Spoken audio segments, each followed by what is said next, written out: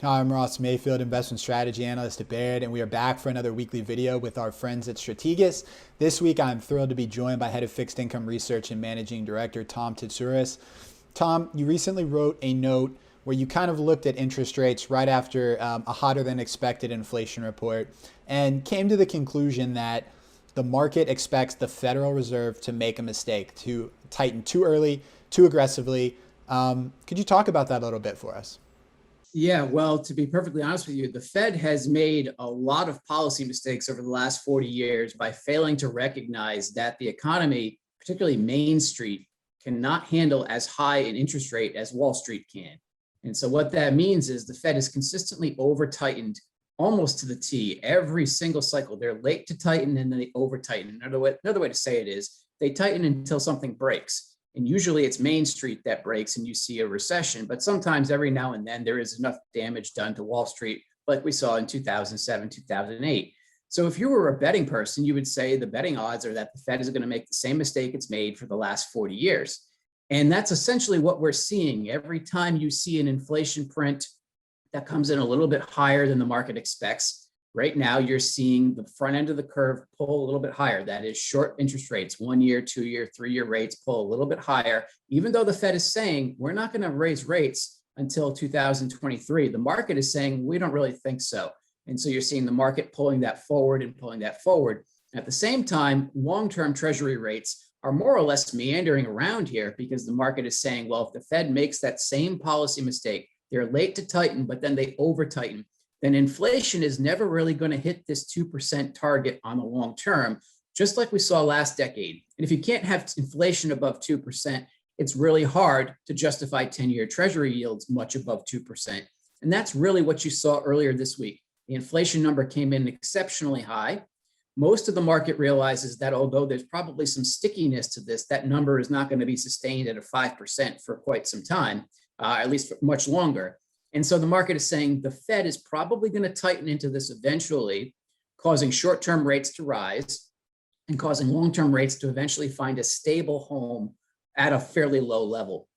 And that's essentially what you saw. You saw in market lingo, you saw investors who might have been short the 10-year treasury quickly cover their shorts. That is, they closed their positions shortly after the inflation report came out. And then they put on new shorts in the front end of the curve. And we saw what's called a curve flattener. The curve flattened because of that. And that's the pattern we've seen most of the time when we've seen higher inflation over the last 40 years. You've seen curve flatteners begin to play out. And this time was really no different. That's great insight. So we've got curve flattening, which is, like you said, short-term rates higher, long-term rates lower. But at a certain point, long-term rates, I understand there's a couple of headwinds there, but with the growth outlook we're facing, is it reasonable to think that long-term rates, the 10-year, the 30-year, could move higher from here into next year and beyond? That certainly does, although there's another headwind approaching later in 2021 and throughout all of 2022, and that is taxes. So if the Fed tightening too much is a policy mistake, raising income taxes and raising capital gains taxes and corporate taxes is probably going to prove to be a policy mistake if that's the path that Congress goes down in 2021.